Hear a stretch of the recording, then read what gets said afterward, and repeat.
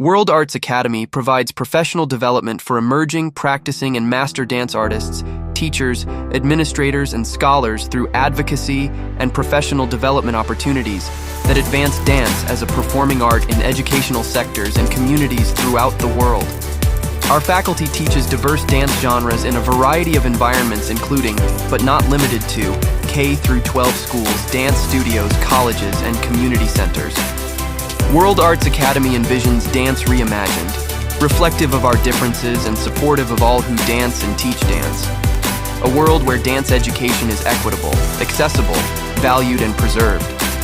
Please visit our website at worldartsacademy.com to see our impressive faculty, view our workshop calendar, enjoy distance learning, or help our mission by becoming a patron.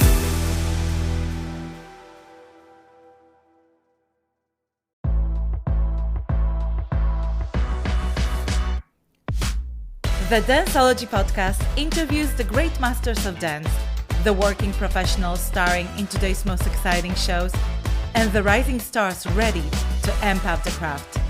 I'm your host, Edyta Sliwinska from Dancing with the Stars. Join me as I dive into the world of dance, uncovering unique stories and the fascinating personalities of industry professionals on Danceology.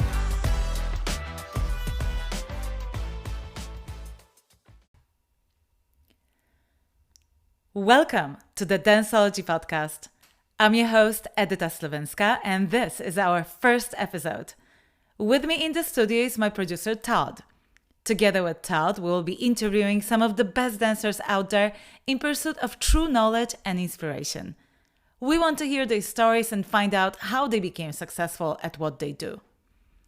Our first guests are two extraordinary ballroom dancers, Drozdyuk and Antonina Skobina. They have many titles, but to me, they are not only amazing dancers, but also incredibly gracious people. I've known them for years and worked with them on many projects. They are talented and versatile. They can do it all, and they do it well, really well.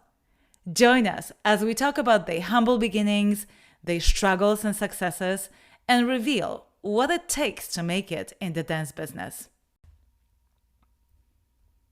You developed quite a following under a clever acronym DNA.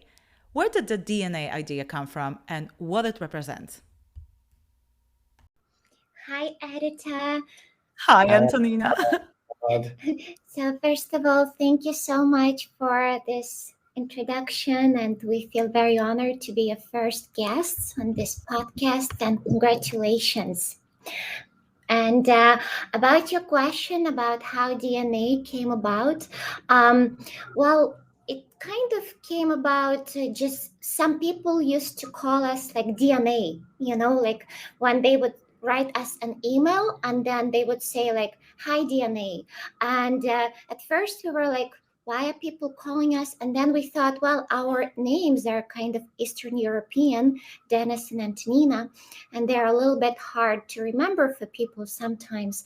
So when we were going to participate on World of Dance, we thought, okay, how about we just go with DNA so it's easier for people to remember? And that's how it started. And DNA means Dennis and Antonina. All right. Is there any deeper meaning behind it, or this is pretty much it? Well, I think the deeper meaning is that dance is in our DNAs. And there you go. That's what I was digging for. Yeah, it's part of who we are. We are movers. First of all, even before we started to speak, we moved, and that's how we communicated. So dance was there from the very beginning. It really was. I know that you started dancing when you were 4, and I would like to go back to your roots. Guide us through the beginning of your dance journey. How, I know you also grew up in Ukraine. Did you grow up in Ukraine or you were born in Ukraine? Tell us, how did it all begin? How did you get into dancing? Antonina, do you want to start, or Dennis? Sure, I can start. Yes, I was born and I grew up until a certain age in Ukraine, and I was born in Mariupol. That's in the eastern part of Ukraine, in the Donbas region. And I started to dance when I was 7. And my grandmother, she brought me to dance. Nobody in my family danced. And she just saw like an advertisement on the street that a local school is looking for new students. And that's how it started for me.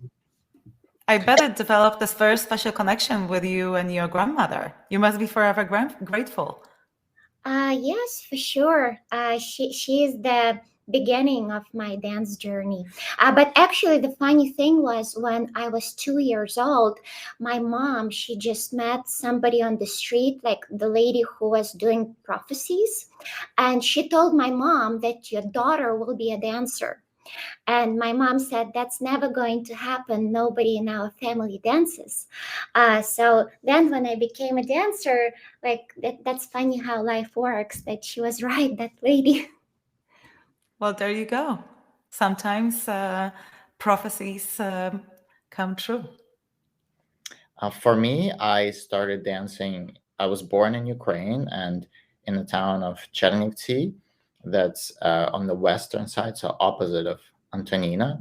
And I started at the age of 4. And in my family, my mother used to dance. She used to do like ballet and then folk dance, Ukrainian folk dance.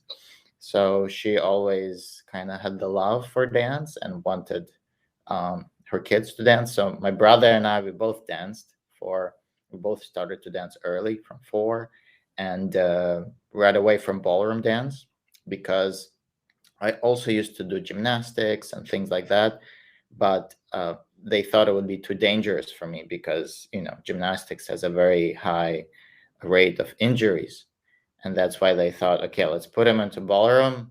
That's very safe and it's beautiful. So that's how I got started. All right. So you grew up in Ukraine. We'll talk about it a little bit later. I definitely want to touch upon that. But here you are. You started dancing. Tell me, when did you move to the United States? How did you end up here? And how did the two of you met? How did Dennis find Antonina, or other way around? So when I was about 12 years old, my family immigrated to Canada. We moved to Toronto just out of economic reasons for better opportunities. And but in Canada at that time, especially, the level of ballroom dance was very, very low. There was basically no good teachers, and I really wanted to dance and keep going, keep developing as a ballroom dancer. In my mind, I wanted to be kind of the best I could be. So after about 2 years, I decided that if I wanted to be good, I need to firstly find a good partner and then be in an environment where I could find and work with the best teachers, and that was Europe. So I posted an ad on the internet that I'm looking for a dance partner, and somebody from Berlin in Germany replied and said, hey, send me your videos or photos. And this was, my parents didn't know about this yet. So. That's what I was going to ask. How old are you at this point? I was 14. Wow. Okay. Very proactive. Yeah. And so you decided that you are going to move somewhere that is more of a center of more supportive for dance at 14, and you didn't tell your parents? Yes. Actually, the funny thing is that what was the pivotal moment for me to do that is you would never guess, is I was in La Classique, in Montreal, and I saw... It's a dance competition, correct? Yes, mm-hmm. Dance competition in Montreal, and I saw, at that time, Valentin Chmerkovsky. He was still junior too, and somehow I saw him dance there, and then I saw him competing successfully in German Open, which is another dance competition in Germany. And I was like, if I wanted to be on a high level, then that was kind of the impetus for me to become proactive and realize that I can move to Europe and I can study there if I really wanted to. So after I put this advertisement on the internet, a family from Berlin replies, and they want to have a tryout. They want me to come over to Berlin, and I tell my parents, and they're like, "What?" They're like, Are you crazy? we just came from Ukraine 2 years ago, and so for them it was a wild idea, but they agreed to a tryout, and I went to Germany. At that time in Ukraine, I was already quite successful as a ballroom dancer. I was like second and third in my category as a juvenile and junior. So they wanted me to continue. So they agreed to the tryout in Germany. I went there. It worked out well, and we all came to agreement that I'll move to Berlin by myself and keep dancing there. And so that was one of the most scariest, I guess, wildest decisions. And but it turned out to be a very, very successful one, because I had a good teacher there and everything worked. And right away, our couple became like German champions. And actually in the same year, I think we became like 10 dance world champions. And we had a very successful career in youth and then amateur. I started amateur career, which youth is 16 to 18, just for 16 for our viewers. Thank you.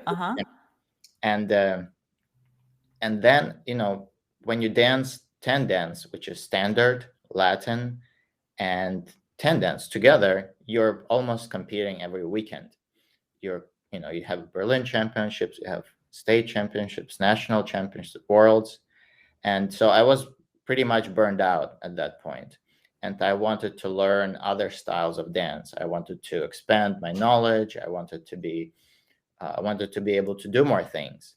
And I was advised at that time, I was going to like a contemporary dance school, that I was advised that I should try an audition for Juilliard School in New York, and Fordham Elvin Ailey School in New York as well. And to me, it was like, what? Also another crazy idea, but I did, and I came to New York to audition for Juilliard, and I came in, and there was a lot of ballet dancers, a lot of contemporary dancers, and everybody was like preparing and really serious about it. And at that time, I wasn't really aware of where am I, how important Juilliard is for United States. And I prepared like a contemporary ballroom piece, which was a tango. It was like a tango audition. And I was just very chilled and did my audition, went back to Germany. And then, I received a phone call saying that, I'm accepted, and that they always call you directly. They don't send you a letter. So they call you and say, hey, you got accepted to Juilliard. And I'm like, oh my God, that's amazing. And then I asked, is this a prank call, or is this for real? And she's like, yeah, that's for real. And so I was extremely happy about this, but I couldn't attend yet because I didn't have the money to do it. The tuition is very expensive. So I had to wait until 2 months, 3 months later to hear about if I can pay for it. The scholarship. Yeah, the scholarship. And luckily, to my amazement, they did offer me a full scholarship. As an international student, it's very rare in the United States to get a full tuition for an undergraduate degree. And so that was how I was able to move to New York and studying at Juilliard School for dance. And at the same time, 2 weeks after I left to New York, Antonina came to Berlin to study with my teacher. So maybe you can take from that. So wait a second. Let's just pause for a minute. You are the only ballroom dancer that has ever been accepted to Juilliard. Is that correct? Yes. It is a really big deal. I am sure you realize, looking back, how big of a deal it was.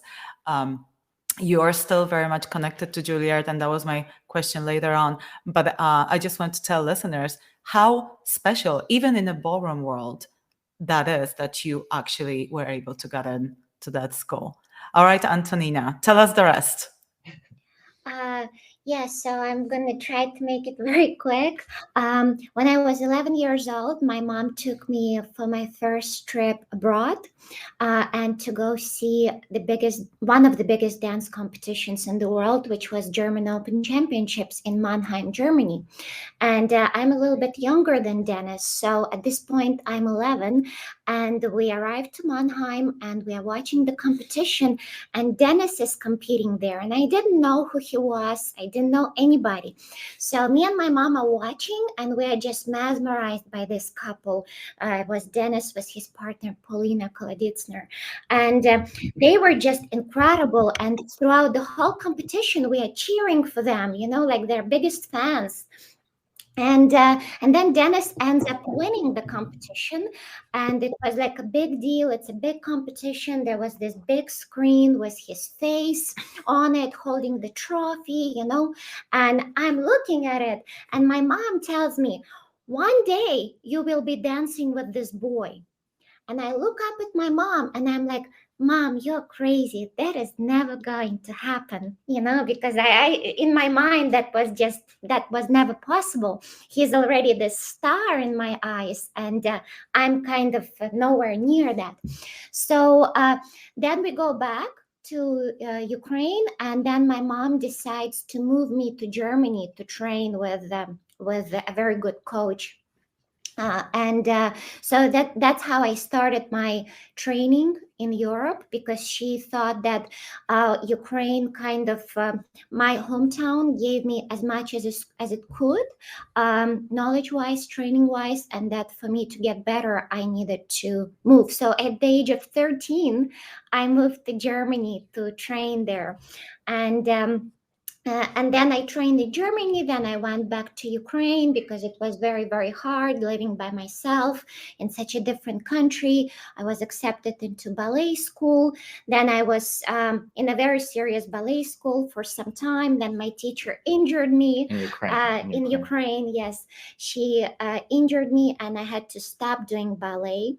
And at this point, I'm injured and I'm recovering, and I'm at home and we are watching a dance competition on TV. So at that time I quit ballroom while I was in ballet school. And so my mom and I are watching competition, and my mom is like, why don't you start with ballroom again? Because you kind of have to dance.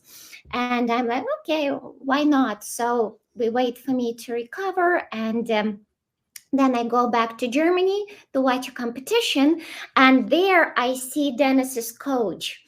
And I'm just fascinated with the way the dancers are dancing. And I tell my mom, I want to study with this coach. And her name was Janet Marmula. She was absolutely incredible, and she's still teaching. So then I moved to Berlin. And at that point, Dennis and I miss each other by 1 month. So at this point, he moved to New York to study at Juilliard, and I arrived to Berlin to study with his coach. And I'm 16 at this point. So I moved all by myself to Berlin and start training with her. And then I go back for Christmas to Ukraine, and I have this dream that I'm dancing with Dennis. I wake up and I tell my mom, I have this dream that I'm dancing with Dennis. And she's like, who is Dennis? I don't remember him. She didn't remember him already because it's 5 years later. And so she didn't pay any attention to that. And then I come back to Berlin and I tell it to my teacher, to Janet. And Janet wanted to bring Dennis back into ballroom because she felt like, okay, she lost him and she loved him as a student, as a person. And I tell Janet I had this dream and I didn't have a partner this time. And she's like, let me call Dennis. She starts smoking. She had this most elegant way of smoking. I don't know. It's always in my mind. And she's like, I'm going to call Dennis. And I'm like, oh, no, don't call. It's just a dream. So she ended up calling him. And the weird part was, so the day she called him, Dennis is in Canada with his parents in Toronto. And exactly the same day, he's telling his parents, I want to get back into ballroom. And this is already like a year. Yeah, in my first year. Seems like it was meant to be, huh? In my first year in Juilliard, I didn't do any ballroom at at all, because I was just, I didn't have time, and I was just happy to be doing something else, to be moving in a different way. Of course, and you had a lot to probably catch up on too, right? And I said in my mind that, if I want to go back to ballroom, I need to have somebody who is like Ukrainian and who has a, who is disciplined and has that work ethic, because I knew that that's what is necessary, because I did have maybe 1 or 2 tryouts in New York, but it was very, very different. It was very different. The discipline is not really there in a lot of like American approach to things. So I know. I'm gonna break it for a minute here, because I found out, speaking to Antonina, that you actually had a tryout with Cheryl Burke at some point. yes, Tell us yes. about this. So before, it was when I was about 14, when I posted that advertisement. Also, we got somehow connected with Cheryl's family in San Francisco, and at the same time with the family in Germany. So it was before I went to Germany, and I think I went to Germany for 3 months first to see how it goes, and then I went back to Canada. It was like a trial period, and then I decided, okay, let's try to go to San Francisco and have a tryout with Cheryl. And Which, by the way, for our viewers, this is normal practice in the ballroom world. That's what happens at a certain level. It's very hard to find a partner in your hometown, in your area, sometimes in your country, that would match your dance skills, your personalities, and your criteria. Like you were looking for someone very specific, someone who's obviously a good dancer, but also disciplined. So just so people know, this is not something out of, I would say, normal practices. I kind of came to this country similar way. People, dancers, move across the world, move to dance with someone to different countries all the time. So yes, okay, so go on. You came to California to have a tryout with Cheryl. Yeah, so I just spent 3 months in Germany in a very like dance club, which has a lot of dancers, and it's kind of serious. And back then Europe was the center, especially Germany was one of the best countries. It was England and Germany, highest levels of dancing, and Italy. And then, so I arrived to San Francisco, and I stay with Cheryl's parents in their house, and we had a tryout, and it went very well.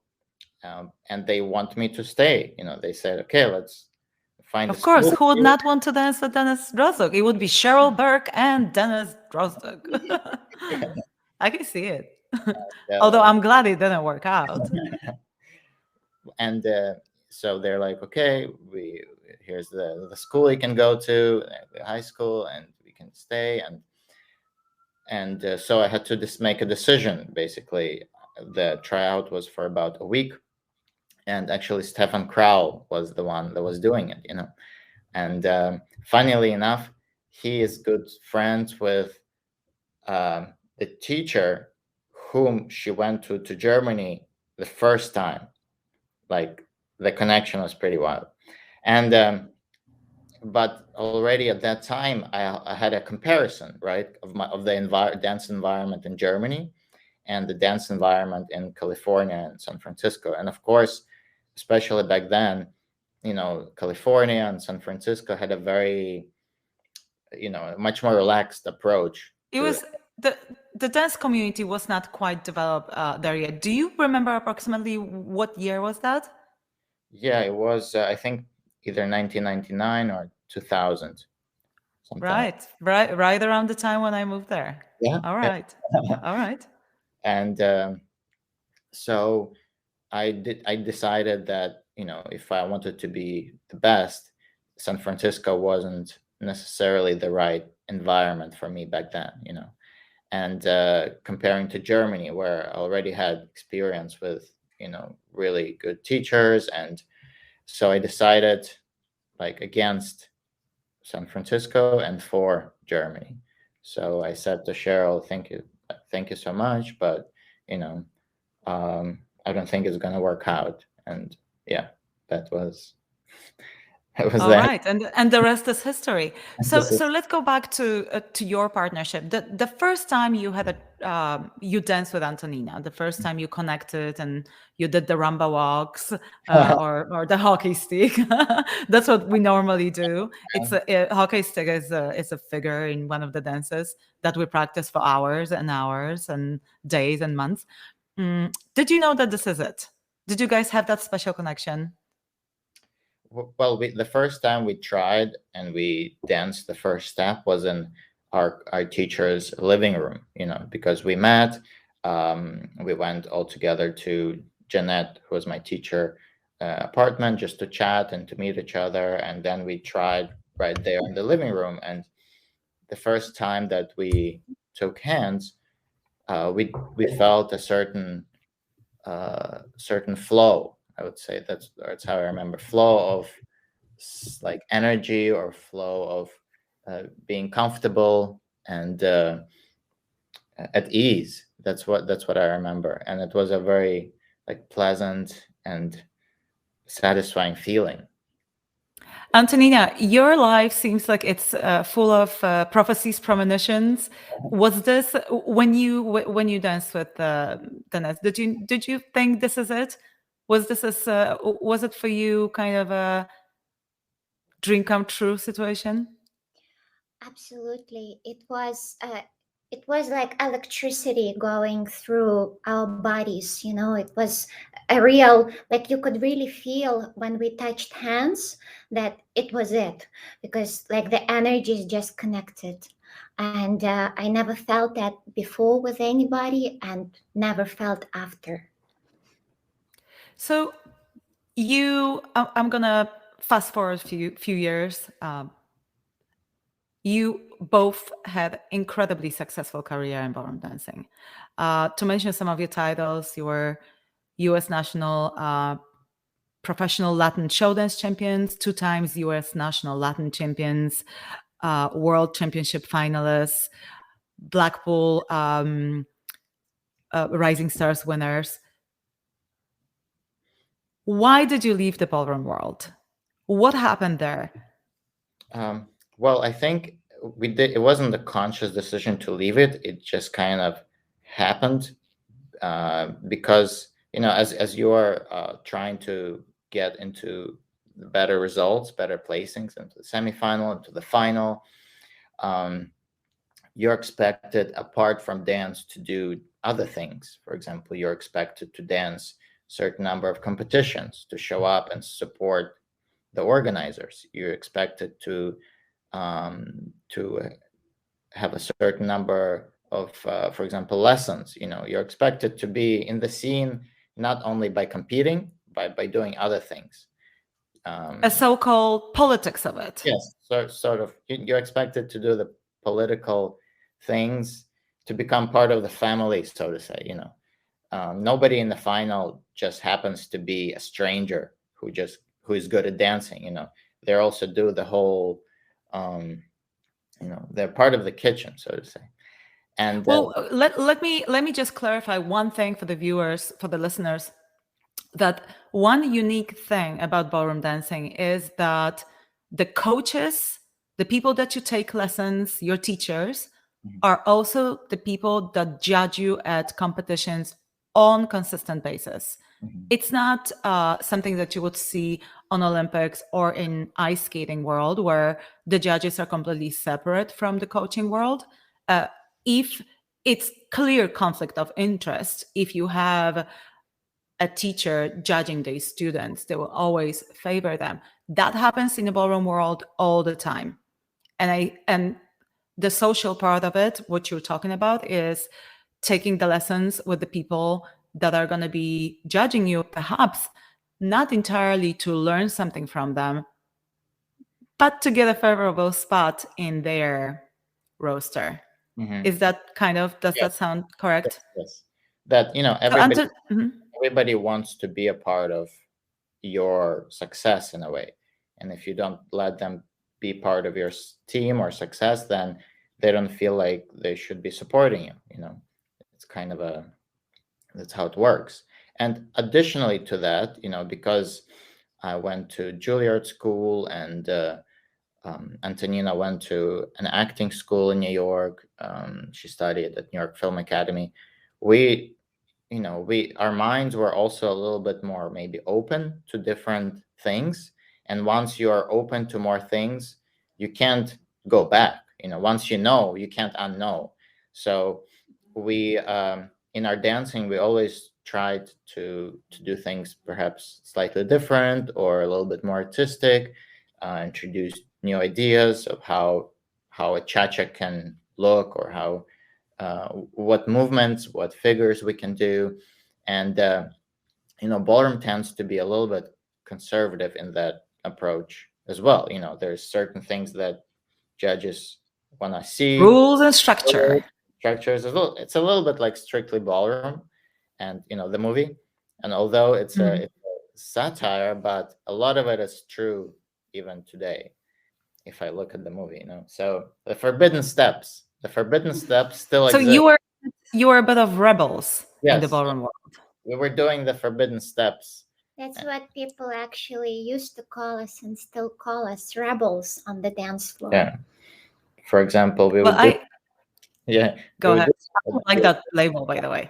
And a judge would come up to us after and say, well, I can't compare you to the other people because you're not dancing the same things as the other people are dancing, so how can I compare you or judge you?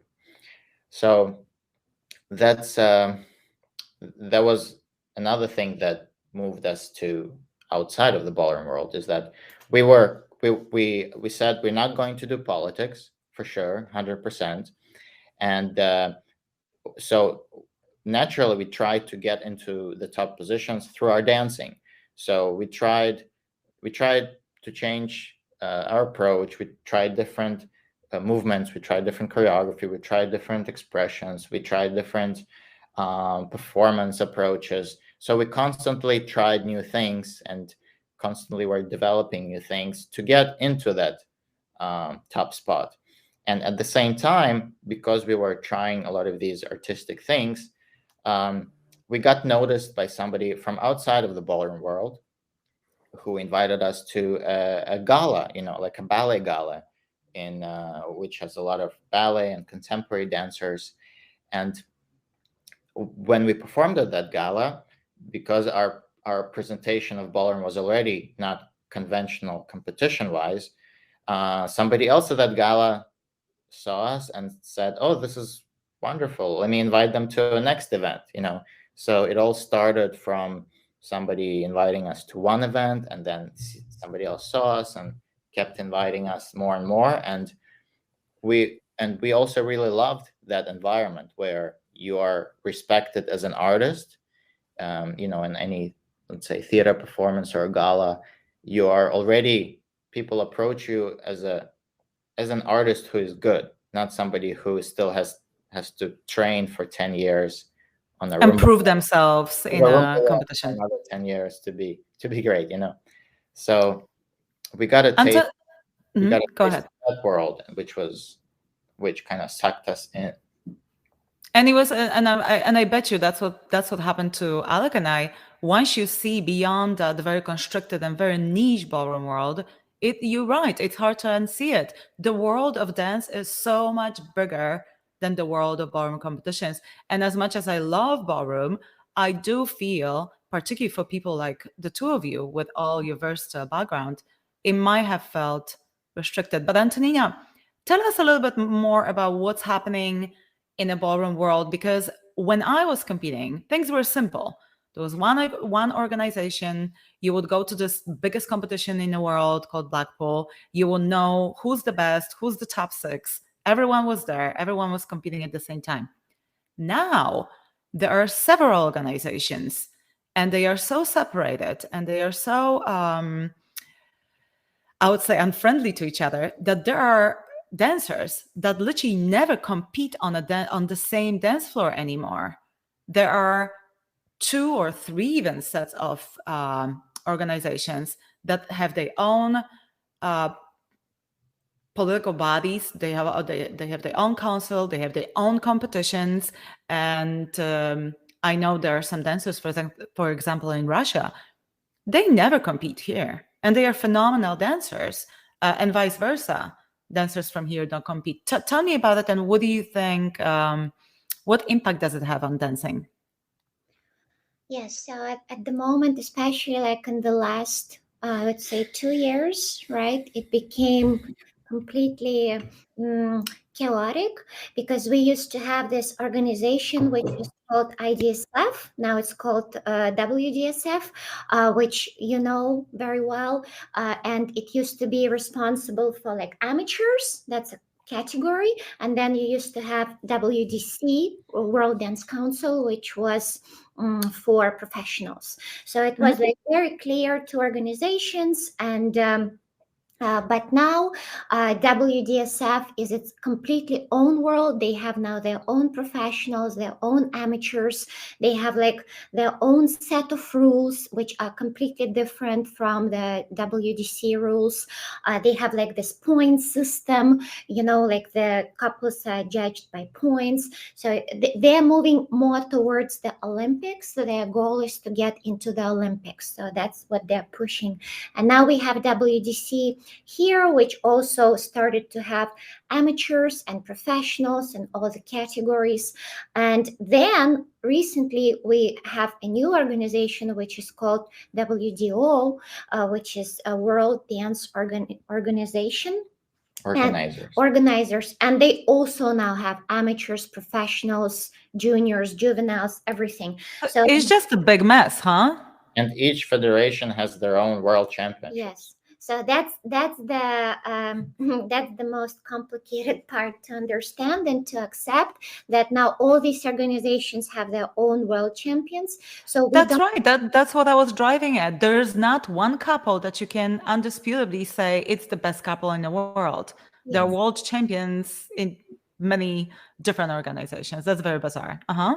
Yeah. So you have more world champions than, I don't know. It's like on any corner a world champion, you know. And I think the most heartbreaking point of it all for me as a dancer and for many dancers is, for us all, Blackpool used to be like the Mecca of ballroom dance world, where all the couples, all the best couples from all over the world used to come to this little, not such a nice town, Blackpool in England, but it had this hall which is called the Winter Gardens, was the most amazing dance floor, and it's really, really beautiful inside. So you're like in this not beautiful town, but in a very beautiful hall. And this is what we used to grow up watching. We used to watch these tapes from Blackpool where all the best dancers are competing. The hall is packed completely, like 3 levels are packed up to the ceiling. And this is nothing like that anymore. Like it doesn't, Blackpool doesn't have the meaning because there are 5 other Blackpools out there competing against each other. How does it impact dancers, do you think? Well, it doesn't impact dancers in a good way. It's very distractive, you know, because we don't have anymore this pinnacle of the year that everybody is striving. It's divisive. The motivation is gone. It takes away inspiration and motivation of what are you working towards, because, you know, I call it like the inflation, you know, you had certain amount of things and now they're not worth the same.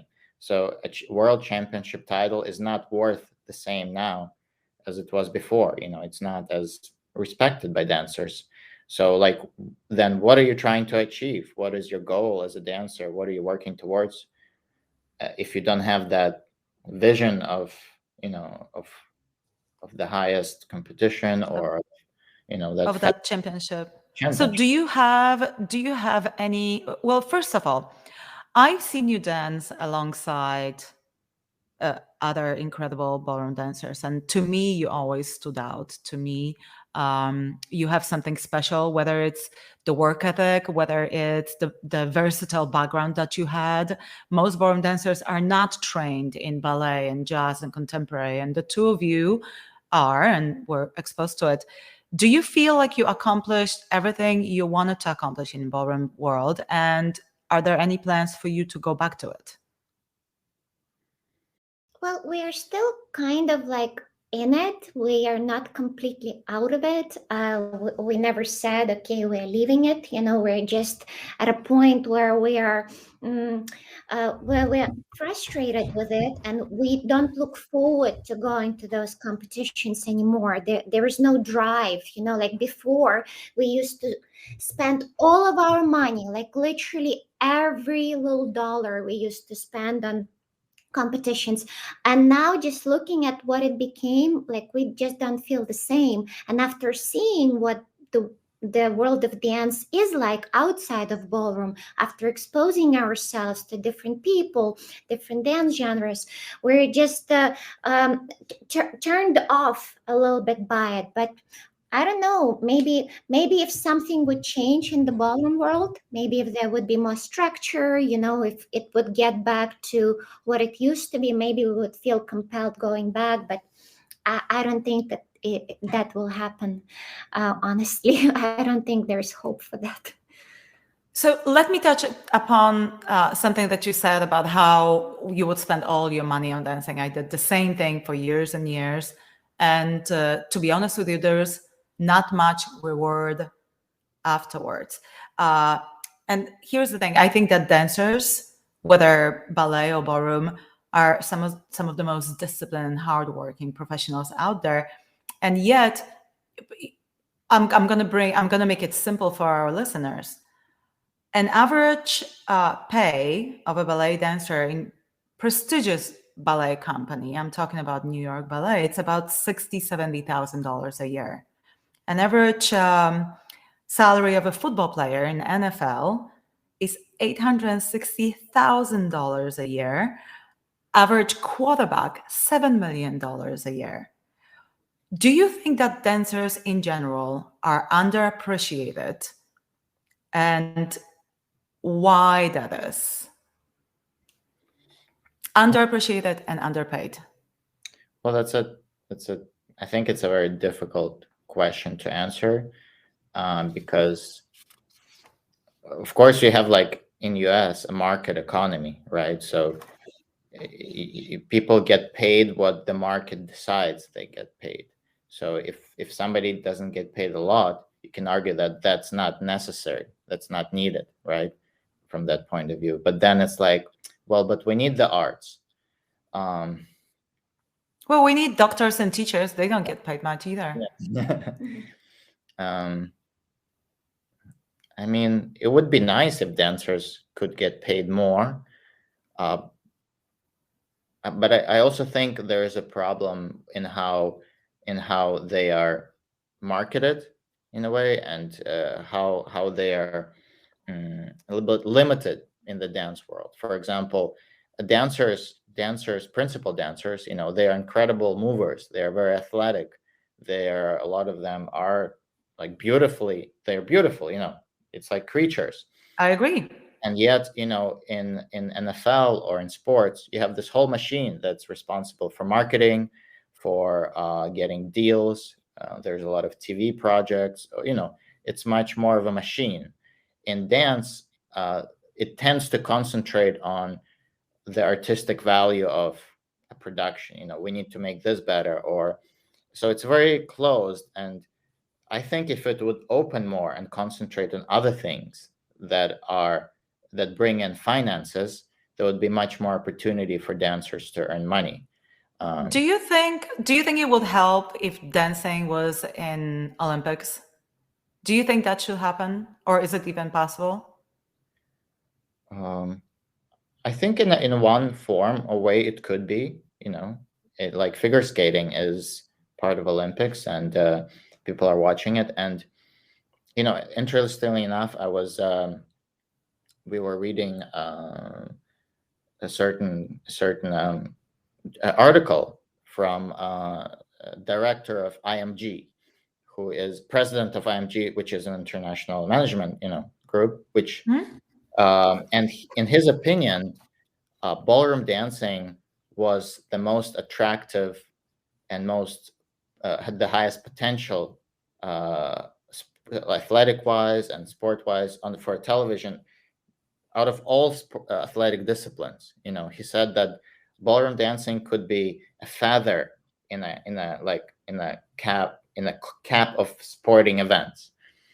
And he was famous for predicting which disciplines could make it really far. So I think ballroom dancing has a lot of potential to be attractive to people, to be shown on Well, television. Dancing with the Stars proved it, for sure. Definitely. So I think if you could have Dancing with the Stars, but like in Olympics, it's like a mixture With professionals. with professionals, where it's on there's professional dancers, and it's shown, seriously, like let's say a Wimbledon tournament is shown. I think people would watch it. Do you feel like social media has changed anything in that regard for dancers?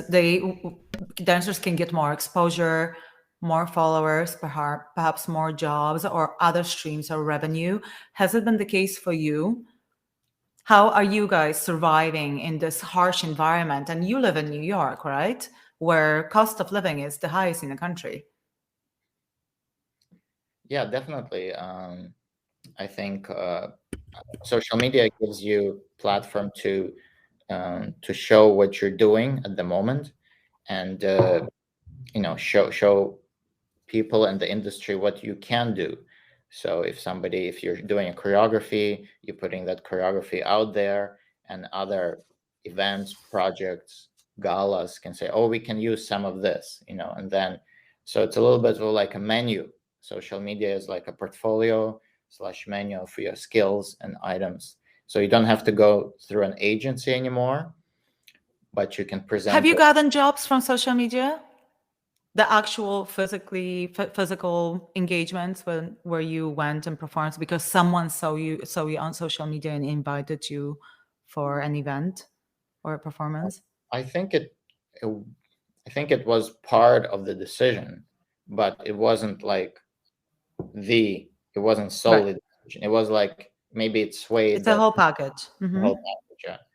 Well, all right. Well, let's switch a little bit of the subject, because you have done an incredible amount of these events, a very prestigious galas and performances all over the world, all over the country. Can you tell us about some of the most memorable moments from these performances, some of the most amazing stages and people you worked with? Well, I think like definitely the one that is on the top of my memory is probably the World of Dance participation, when we participated in season 1 and season 2 of World of Dance. That was... Tell our viewers, World of Dance is a TV show, right? Yes, and it was produced by Jennifer Lopez, and she was also one of the judges. Also, Derek Hoff was a judge, and Neo. And it was filmed in Los Angeles in Universal Studios, which was its own kind of crazy fun thing to be there. And but yeah, the show was extremely intense. It was extremely stressful because, especially season 1, for season 1, you had we auditioned for season 1, but we know that many dancers who participated in that first season, they were invited by producers because they were in the top of their dance genre. For example, like La Twins or Keone and Mari, the hip hop stars, they were invited so that they kind of can bring visibility as well to the show. And when we arrived there, we didn't know all of those dancers because it was all new to us. But then when we kind of started looking on who those people are, oh, okay, there are these superstars of dance and there. So you're just surrounded by so much talent and so much pressure, and definitely performing on that stage was something that we will never forget. But we as well performed on many, many other stages, wonderful stages like around the world. And we're so like... I think Lincoln Center was also one of the most memorable because it's such an iconic place in New York. It's the center for the arts and dance. And for us as ballroom dancers to be performing on that stage was like a huge moment of achievement and also kind of a proof that ballroom dance as an art form can be attractive and can be shown on stages like this along other dance forms. Like you can have a ballet piece, you can have a contemporary piece, and then you can have a ballroom piece, which is on the same level of like integrity and value than the other pieces. So it showed us that kind of ballroom has that potential. So we're kind of proud of that. Tell me, you guys did World of Dance. You danced in several of productions that me and my husband put together on the stage. You danced in Lincoln Center and many other places. Tell me, how is it different to perform on a TV show? Is it different versus on a live stage? It's a whole different animal performing on a TV stage for us, because you just get that one chance. And it's because the World of Dance that we did was a competition, so you're given this 1 minute 45 seconds where you have to show everything you got. Everything you got. And you have just this one chance, and there is no room for any mistake. And just the amount of pressure just coming along from the people who are watching you, J-Lo is watching, so it's already so much pressure. And just the fact that you have to fit all that you can in that short amount of time, where if you're performing on a stage, you have as long as you need. For example, if you want to take 3 minutes for a piece of 4, you can do that. And you can do like a development where it starts like slower and then you tell a story. On TV, you don't have that opportunity. So I think on the TV, the expectations are different. You're expected more to impress, and on a stage, people are coming and they're kind of ready for an aesthetic experience. Mm-hmm. So that's what I was going to say. You can take a minute to establish a mood, or 2 minutes to establish a mood or an atmosphere, and people will follow you. On the TV, if you do it for 30 seconds, it's like, are you going to show us something? So you have to do much more things, much more impressive things, I would say.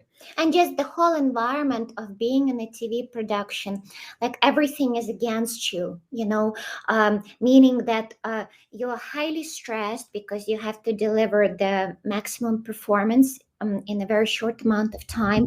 There are so many you're constantly pulled like for interviews, for fittings. You can never get into your zone, Your zone. Mm-hmm. You can spend some time to prepare, get into it. Like you can be pulled 10 minutes before the performance and they're asking you, how do you feel? Are you nervous? And then you're just like, now I am. I'm nervous, but all I want to do in that moment, I just want to go over my routine and I want to get into the mood. But it's just so much distraction, and that's very hard. It's a very hard environment. But at the same time, I must say that doing TV shows made us grow the most, because you have to push your abilities to 1,000,000%.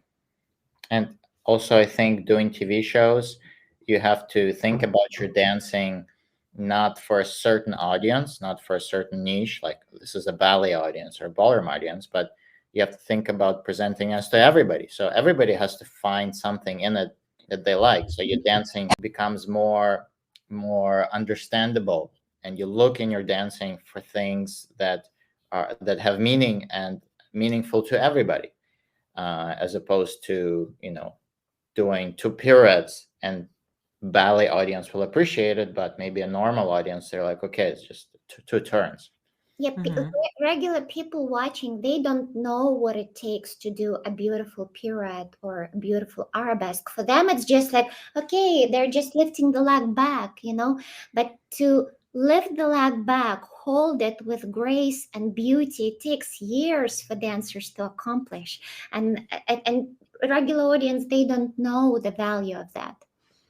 Well, I agree. And to be honest with you, to me, TV show was a completely different animal. I feel like there are so many other elements coming into it. Your personality, your on-camera presence. As you were saying, there are so many distractions: the makeup, the hair, the spray tan, the interviews. You need to be able to express yourself. As dancers, we express ourselves through movement. It's we are not used to talk in public. At least most of us. I wasn't. I had no idea. I had no idea how to speak English at that point yet. But it's a different animal. Before we're running a little bit out of time, but there are a couple of questions that I really want to quickly squeeze in. One, as we talked about at the beginning, you were both born in Ukraine. The war, it's a terrible thing that is happening. How did the war affect your personal life? Antonina, I know you grew up in the most in the area that has been affected by war the most, the area of Donbass. And how do you think it affected the whole dance community in Ukraine? What's happening with all the dancers out there? Well, everybody is struggling beyond belief in Ukraine. It's such a devastating time for everyone. I don't know any single person who is living a normal life. Everybody is struggling financially, hiding from rockets every day, hiding in bomb shelters. The dance community is And also the town where you grew up was literally destroyed, leveled. Mariupol has been hit the most. was completely destroyed, and right now it's occupied by Russia. I cannot go there. My mother cannot go there. Like everything that I loved, like my dance school where I used to go as a child, my regular school, everything is just leveled. It doesn't like exist anymore, and that's the hardest part. And it was so hard watching it live happen on like television, literally, when the war started. I'm here in New York and I'm just watching my city being just ruined. That it was probably the hardest time in my life. I also lost connection with my family for 2 months when the war started. I didn't You know. don't know what's happening with them, right? They were still in Ukraine. Yes, I did not know if they were alive because so many people died during the bombardment of Mariupol, and my grandfather died also in the first 2 months of the war. So I'm extremely lucky to still have my mother and my grandmother alive, and they told me what they went through, and it's unbelievable what they had to go through, and it's just absolutely terrible. And you have been involved in a fair amount of fundraising for Ukraine. Yes, we were so fortunate to raise $25,000, and we were fortunate to help many people. We were directly sending money to people in need because people, when the war started, people just in my hometown, for example, like people lost literally everything in seconds. Like their homes, their apartments just burned to the ground. So they didn't have their documents, they didn't have any money, no clothes, no nothing. They would be just left in what they were wearing at that moment. So people just needed money, immediate help. So that's what we were doing in the beginning of the war, and a lot of people were helping us, and we are very grateful to them. I think it's amazing when you can use your ability, your talent to help people, to bring the awareness as well. I know you've been doing that. You even wearing a pin with the Ukrainian flag on it. Is your mom and your grandmother, are they okay? Do they live with you right now in New York, or? No, my mother, she lives in Europe right now, and my grandmother, she is still in Mariupol, and that's the hardest part of it, that she's still there, but she can't leave. So it's very tough. We just stay connected with her over the phone. And tell me, it is absolutely heartbreaking. I'm hoping, and I think the whole world is hoping, that this conflict will end as soon as possible. Tell me, in the meantime, how do dancers? People, do you still have friends in Ukraine? How do they survive? Do they continue dancing? Is it something completely out of the question right now? There are more important things. What's happening in that area? Well, actually, the dancing in Ukraine continues. And when I look at all these dancers from here, to me, they're all just heroes because I have no idea how they're doing it.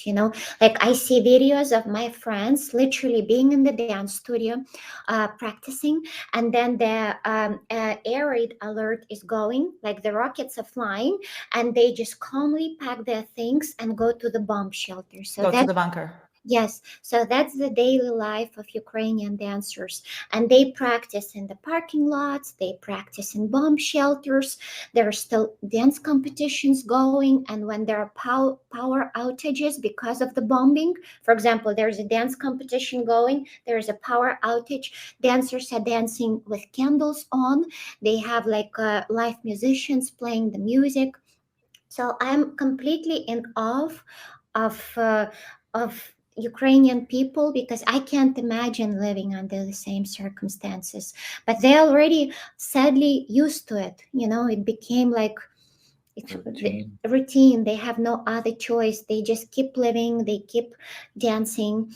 They keep hoping that this will be over soon. We are definitely hoping for it too. And this is a great story to hear how dance prevails in these incredibly difficult situations. It's very hard for us to see for Ukrainian dancers that Russian dancers are allowed to compete, at competitions right now. And Russian judges are judging the competitions. And Russian judges who are judging competitions in the Kremlin, directly in the Kremlin, there is a competition which is called Kremlin Cup, and it's in the Kremlin where Putin is sitting. They're judging a competition there, and then they're judging these international events. So this is very hard for us to see, and I'm sure for all Ukrainian dancers, this is very unfair.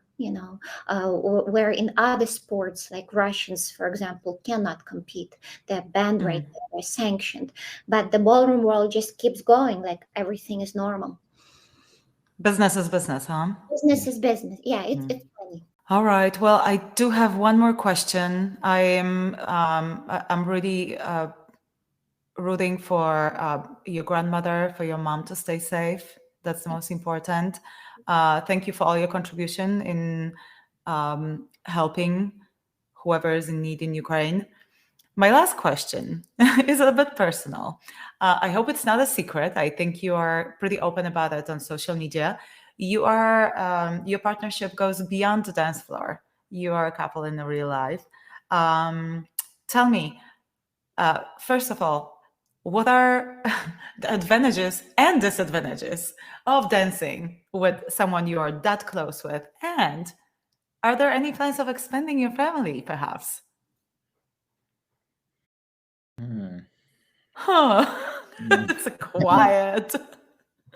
Well, I think, we are married and we have been, together for many, many years and also working and dancing together for many, many years. I think one positive is that you know each other so well that, of course, you try to avoid areas which are going to be raising conflict, or so you know which topics to talk about, which topics to avoid. The hard part, of course, is if when you're fighting in the dance rehearsal, when you're practicing, that it is very easy for that to flow into your relationship at home. So if we fight during the dance rehearsal, you need some time to cool off. And just for our listeners to understand, fighting can be, you're pushing me, you're pulling me, so it's a very normal thing in the ballroom world. Of Not course. physical fighting, not physical fighting. Every single couple is going through that because you're constantly stressed, you're tired, and then you're like pulled or pushed, and then you start arguing. So the hardest part, and it took us many years to figure out how not to bring that frustration back home, but to just leave it in the dance studio. But I think our relationship is just great. We're like each other's soulmates, each other's best friends. We are 24/7 almost together, and we never get tired of being together. So I think that. The secret to why we don't get tired of being together is that we know and feel when one of us needs like space. For example, if Dennis wants to go into the other room and just do his own thing, I'm not going to bother him, and the same he does with me. So we know when we need space, when we need time, and yeah, we just work with that. And plans for expanding our family. Of course, we want to have a family in the future, and it is in our plans. I And know. I would love to see little Dennis or little Antonina's running out there in the little tutus and ballet slippers. You guys would be amazing parents too. Knowing you for so many years, knowing what kind of amazing people you are, I think you would be a phenomenal parent, and I think a child would be very, very lucky to have you as parents. Yeah. Thank you. So far, we have our fur baby, Sunny, our doggy, and we adore him. You know what? Pets are good training. They're good training. Antonina did a great job. Remember on tour, and she was She did. I have multiple videos and pictures of Antonina with my son Michael, who was a toddler at that time. He absolutely adored you. So, yes, Antonina. I love I baby Michael. For me, Michael will always stay a baby Michael because I'll never forget those cheeky cheeks, and his first steps. We were fortunate to see Michael's first steps because we were together on tour. or like on stage or on the bus. First Yeah. Yeah. I was looking through all these pictures and videos and my kid running to a spotlight, and yeah, he did his first steps on a rehearsal of our tour in Milwaukee, and then he was practiced all over everywhere. So I'm sure you've seen him fall on his little booty many times. But listen, guys, thank you so much. Thank you for being so generous with your time. It was so fun to catch up and to hear you, and to hear you talk about your dancing, your career, your life. What are you up to right now? What are your plans for the future, for your nearest future? Well, I think we're getting to teach a little bit more in the city and around. Do you teach ballroom predominantly? We teach ballroom and we call it ballroom fusion, which is right. I saw you in Juilliard. You were doing classes in Juilliard, and the performance looked phenomenal. Thank you. Yes, that's also choreography. Trying to choreograph more for different schools, like at the Juilliard school. They invited us to choreograph a dance piece, which was really a big honor. And I'm not sure if they ever had like a ballroom person choreograph for them. So it's a big deal, and we really enjoy that, and kind of bringing ballroom back to maybe how it was in like back then in the movies when Fred Astaire was dancing. It was kind of exciting and accessible for everybody. That's how we see ballroom, how ballroom can be and maybe kind of should be. So we try to develop into that direction through choreography classes, the way we teach, and to inspire students and whoever we're helping to get to that point. But you still perform, correct? You have not hung up your dance shoes yet. Yeah, we still perform in events, festivals. We do, of course, much less competitions. Primarily, the last year or two, we just done like world championships in show dance. So maybe we'll still do a few like World Championships showdowns in Latin. But apart from that, just mainly performing in events, galas. Yeah. And that seems like a lot. Well, I wish you absolute best luck in whatever you're doing, and in expanding your family at whatever point you decide that you're ready. Thank you so much again, Dennis and Antonina, DNA. Thank you so much. Bye, everyone. Bye. Take care. Bye. Thank you for listening to the Danceology Podcast. Please be sure to rate and review this episode. If you have questions or comments, you can email us at danceologypodcast@gmail.com. We are also on Instagram and Facebook at Danceology Podcast and available anywhere you listen to podcasts. Thanks for listening.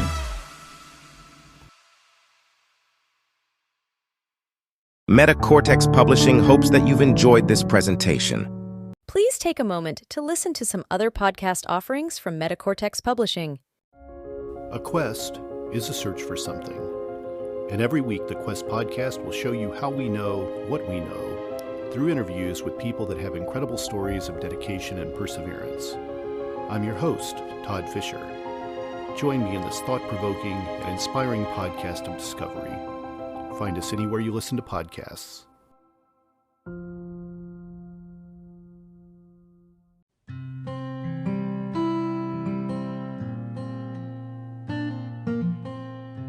Hi everybody, I'm Amber Rose, the religious hippie, and I host the podcast A Catholic's Perspective. Join me every 2 weeks as I release episodes targeted towards helping young Catholics navigate their ever-changing secular world while staying strong in their faith. Whether you are a Catholic or not, all are welcome here. So if this is something that interests you, feel free to tune in. You can find A Catholic's Perspective on Spotify, Apple, or wherever you listen to your podcasts. I hope to see you there. Bye! The No Earthly Explanation podcast investigates the things that are unexplainable. Hosted by world-renowned investigative researcher Donald R. Schmidt and scientist Ellie Ringo. Follow them as they look for evidence for things that have no earthly explanation. Available anywhere you listen to podcasts. Thank you for listening to this podcast. Please be sure to rate and review this episode. This podcast is produced by Todd Fisher and Anthony Smith and is distributed by Metacortex Publishing. This podcast is copyright. Any previously trademarked or copyright content is used by permission. Information and opinions stated in this podcast should not be construed as medical advice. Please be sure to visit the official website for Metacortex Publishing at metacortexpublishing.com or find us on social media for other unique content.